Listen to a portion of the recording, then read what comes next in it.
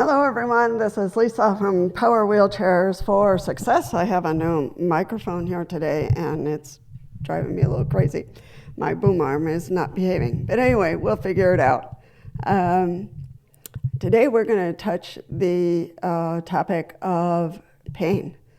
This topic is kind of crucial for caregivers and for the person who's going through issues of pain. A lot of people who use wheelchairs have pain, and for whatever reason, either the illness or the accident or whatever the reason that landed them in a wheelchair. So here we go.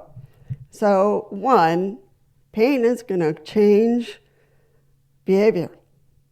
I think you know that already, but the behaviors are going to be depression, anxiety, anger, frustration, lack of patience. Obvious. So if you have someone who's kind of lashing out or who doesn't want to talk to you or is isolating, one of the first suspicions that you need to go to is pain. So, and that needs to be checked. Pain will also draw out and eliminate energy. So, people who have high levels of pain are also going to have issues with energy, enthusiasm to do anything. It'll just get sucked out, gone. So that's another issue with pain. Any desires to take care of self, to heal thyself, to go to the doctor, to say, hey, yeah, I'm in a lot of pain. Let's see what can be done. That's going to be like out the window. So you really have to be gentle and encouraging and motivating for that person who is in excruciating pain. They have the wheelchair. However, that's not the solution to all the problems. Also, you need to be checking your health and keep that in check. So, really important. So, enthusiasm, energy, behavior, and physically. Pain can begin to alter physical health. Lack of appetite, stomach issues, headaches.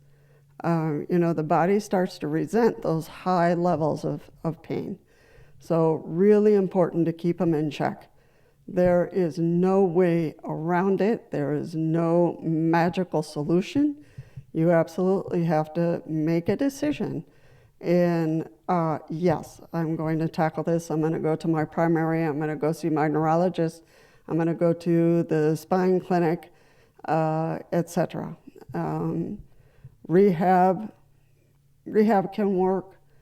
Sometimes these high levels of pain can also draw the person into reaching for a lot of medications, and this is where we start to run into issues with addictions.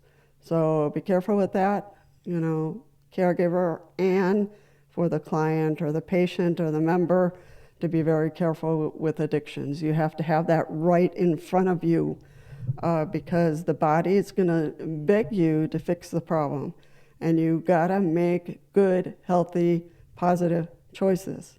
So reaching for the medication is not always the answer. So a lot of times it has to be a combination, a little bit of medication, a little bit of rehab, a little bit of rest.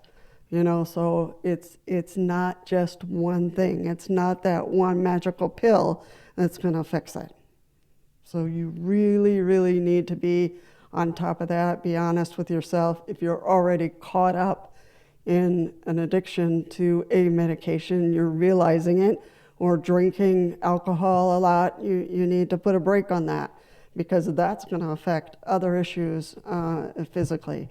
And help your caregiver, help them out and just say, hey, I need help here, I need to seek help, I need to change the plan because what I'm doing is not working. Because if you keep on trying to apply the same solution over and over, you're still going to run into the brick wall. So these are words of wisdom, I guess, Not a magic solution, because everyone is different. So you have to figure out what's going to work for you. What kind of medication is going to help? What kind of physiotherapy is going to help? Are you doing your exercises at home? Because once you stop dropping, you start dropping all the homework you have to do, because it's not just the doctors or the providers who have to do all the work. You have to do some work as well. And the caregiver. The caregiver will be there to support you, to encourage you, to help you with the schedule, to make sure you're on track. But the rest you have to do. You have to make those decisions. So this video, of course, is for caregivers to listen, to get some ideas, but also for the person who is in the wheelchair experiencing a lot of pain. So I'll leave it at that, because there's a lot of thinking over on this, and just talk it out.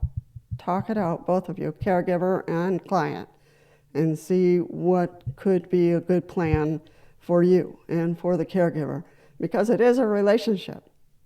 You know, what you do or you don't do affects the caregiver, and what the caregiver does or doesn't do affects you.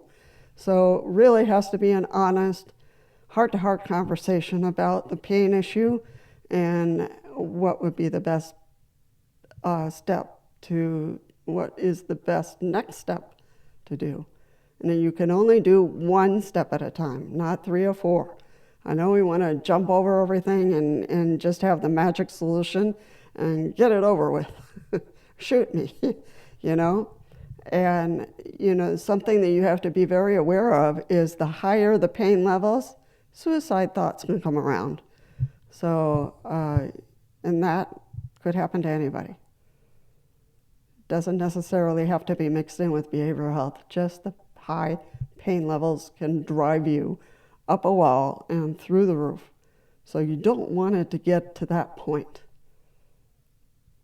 And if you feel like you're at that edge, you know, call for help. Call for a therapist. Call for, you know, a crisis line. And we'll put all this information on the below the video, so you can click on some links and get some the support you need, and for the caregiver to sit down with you and make a plan.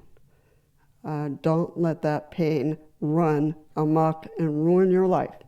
You have a life. You need to live it, and you can't do that without treatment. So plan to sit down. Talk to the caregiver. Say, hey, I got to do a plan here. What do you think? You know, and let the caregiver kind of guide you, make some suggestions. But the one in charge and one who has to drive the ship here is you. All right, I'll leave it at that, because you have some homework to do with the caregiver, and I'm hoping the caregiver will also reach out and get some resources and information that you might need. All right, take care, and see you in the next one. Bye-bye.